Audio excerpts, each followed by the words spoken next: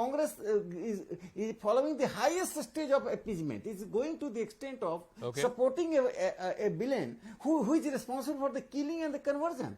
Therefore, I consider that it is a bad time for the Congress when it has become ideologically bankrupt now. Nagaraju Yadav, the whole idea of Tipu Jayanti was started when Mr. Siddaramaiah was in power. Why is there a need to celebrate someone who has such a contested legacy?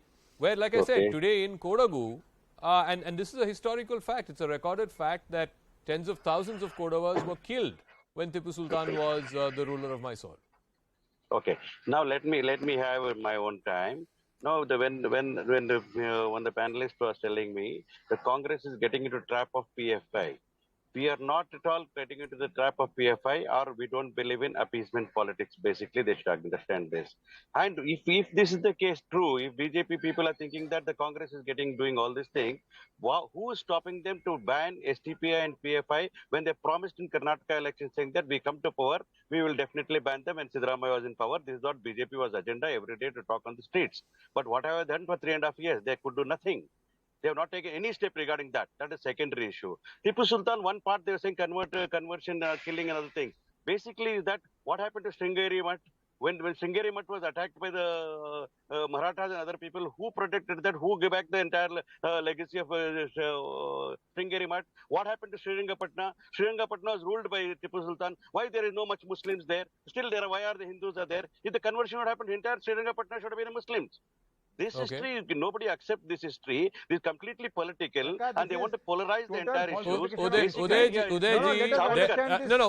second. I think Nagaraju Yadav has raised a point about, there's also recorded historical facts about Tipu Sultan contributing to the building of temples, including the protection of the Sringeri Mutt, as it were. I will explain to you. I have read this chapter. I have many books on this. I will tell you what happened. Let me complete. You see, Tipu Sultan was a fanatic of the first order, as fanatic as Aurangzeb, maybe more, because he used to dishonor Hindu women. But around 1990, when Marathas, on frame, thank you. Yes, go on. Yeah, in 1990, when Marathas, Britishers, and even Nizam joined hands against Tipu Sultan, he suddenly felt the need for the support of Hindu population. Therefore, yes, he did it, but it was under pressure. Okay. He was not a genuine convert like Akbar. Okay. You see, he did it under, yes, that is a fact. In the second phase, Tipu Sultan was good to the Hindus in many ways, but that was under pressure because he suddenly realized that my atrocity which I have committed, if the people also turn against me, then I have a very difficult situation against this coalition of Marathas, Britishers and Nizam. Okay. So it was run under pressure. Mr. Yadav, respond to that. Unlike Akbar. No, this is not correct what he is saying. That is not an opportunist type of politics. What has been those days, what happened. Today, actual politics, what is happening is polarization of politics. They know very well. Controversial person Savarkar issue has been questioned by Congress because he has written 10 apology letters. They are giving a different color to it. That is the reason no freedom fighter today has surrendered to the Britishers. Mr. Yadav, I'm asking a very simple question. I'm asking a very simple question. All of us on this panel will agree, and I'm mature enough to agree, that our historical figures were not perfect figures. Gandhi himself had his flaws. So did Nehru, right? And we are willing to extend them that courtesy that, look, they operated in a certain time period, they operated in a certain milieu, in a certain social setutup and so on. Why are you not willing to give Savarkar that same leeway? That's all. It's a simple question. Straight away answer is this. Sir, let me tell you, sir. Let me complete. That's true as well. Indira Gandhi had written, and it's again a recorded fact, in fact, called him one of the great sons of India. That's the word she used. Yeah. No, the question is for me. Very clearly asking, why are we opposing Savarkar? Now the issue comes of Godse. Godse was a member of which particular group, right-wing group? You tell me. When the father of the nation is killed, you expect us to compromise on these issues? Tell me any other figure who is involved like this, who's gone to the extent of killing him, father of the nation, and we have compromised. You please let me know. No, but you are lumping both Godse and Savarkar together when the trial into Mahatma Gandhi's assassination acquitted Savarkar. 1 minute. Sardar, we know it very well in the past history. Sardar Vallabhbhai Patel also had a complaint against Savarkar saying that this is not correct in the country because Savarkar is trying to take an advantage when the country was almost getting divided on communal lines. Okay. Udayji, this is also, I mean, there are letters of Sardar Patel. Ambedkar supported Savarkar when he was in jail. What do you want to say? B.R. Ambedkar supported Savarkar. Was he a Hindutva person?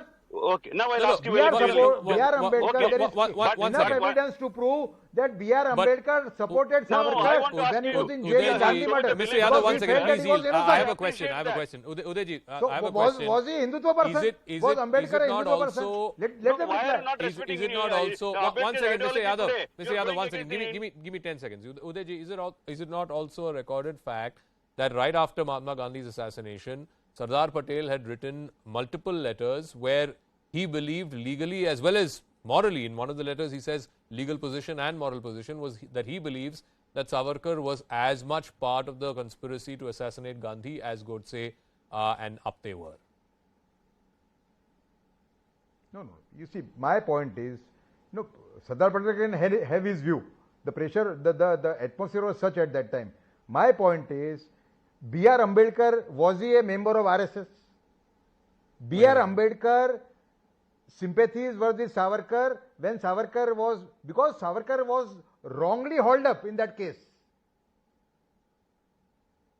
Okay. So Savarkar's ideology influenced Godse.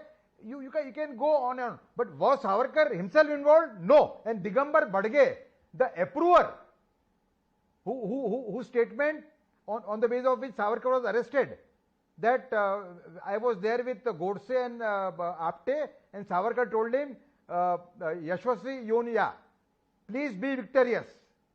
The same person in 1978 telling Manohar Malgaonkar, when he wrote this book, the book's title is The Man Who Killed Godse, The Man Who Killed Gandhi.